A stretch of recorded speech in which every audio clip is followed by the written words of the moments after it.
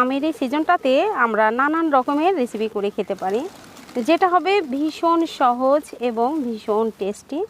যেহেতু বাচ্চারাও কিন্তু এখন অনেক সময় ডেজার্ট বানিয়ে খাওয়ার চেষ্টা করে, বাচ্চারাও যেন খেতে পারে, আমাদের সেদিকেও খেয়াল রাখতে হবে। একদম পানির মতো সহজ একটা রেসিপি করে দেখাচ্ছি, চলো দেখি খেয়ে দেখি কেমন হয়েছে। বানালাম তো অনেক কষ্ট করে, দেখা যাক,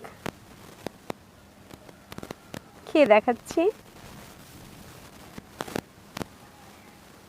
আলহামদুলিল্লাহ অনেক বেশি মজা হয়েছিল। তাহলে চলো ঝটপট করে রেসিপিটা দেখে নিই।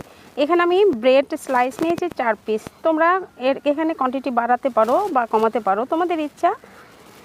একদম ব্রেড নিয়ে চারধার কেটে, আর বাসায় যখন খাবে, আমি যেহেতু ভিডিও করছি চারধার কেটে নিয়েছি, আর বাসায় যখন খাবে তখন চারধার না কাটলেও হবে কিন্তু। এই তো দেখো একদম সুন্দর করে কেটে নিলাম। কেটে নিয়ে এখন একটা ব্লেন্ডার জগে নেব আমি আমের পিউরি। 1 কাপ আমের পিউরি, আমটাকে আমি একদম মানে পিউরি করে রেখে দিয়েছি। আমের পিউরি দিয়ে দিলাম, তার সাথে দিয়ে দিচ্ছি একদম ঘন সরযুক্ত দুধ। এখানে আমার হাফ কেজি দুধ জাল করে 250 গ্রাম করে নিয়েছি, সেই দুধটা দিয়ে দিলাম। আর পরিমাণ মতো চিনি দিয়ে দেবো, এখানে 1/4 কাপ চিনি দিয়ে দিলাম। যে যেমন মিষ্টি খাও, অনেক সময় আবার দেখা যায় আমটা বেশি মিষ্টি হলে চিনিটা একটু কম লাগে। এই 3টা একসঙ্গে সুন্দর করে ব্লেন্ড করে নিলাম। দেখো এই যে ঘনত্বটা কেমন হয়েছে। এই যে এখন রেখে দিচ্ছি এক সাইডে।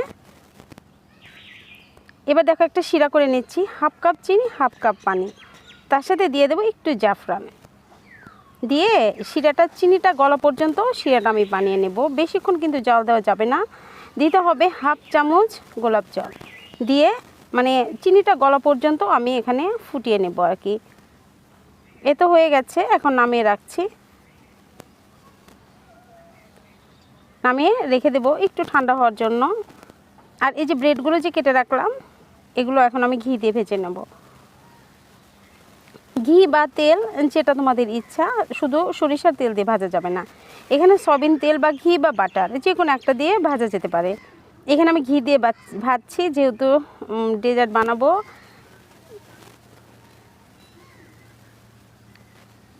খুব দ্রুত কিন্তু ভাজা হয়ে যায়, মানে চুলার উপরে দিয়ে কিন্তু কোথাও যাওয়া যাবে না, সরা যাবে না, ওখানে দাঁড়িয়ে ভেজে নিতে হবে। খুবই দ্রুত এই ব্রেডগুলো ভাজা হয়ে যায়। এ তো হয়ে গেছে। এবার দেখো এই যে শিরাটা আমার ঠান্ডা হয়ে গেছে, আর গরম এই পাউরুটির স্লাইসগুলো দেখো আমি এই যে একটু কয়েক সেকেন্ডের জন্য, বেশি রাখা যাবে না কিন্তু তাহলে নরম হয়ে যাবে, কয়েক সেকেন্ডের জন্য একটু শিরার মধ্যে ডুবিয়ে সবগুলো উঠিয়ে নিচ্ছি। শিরা কিন্তু অনেক বেঁচে যাবে।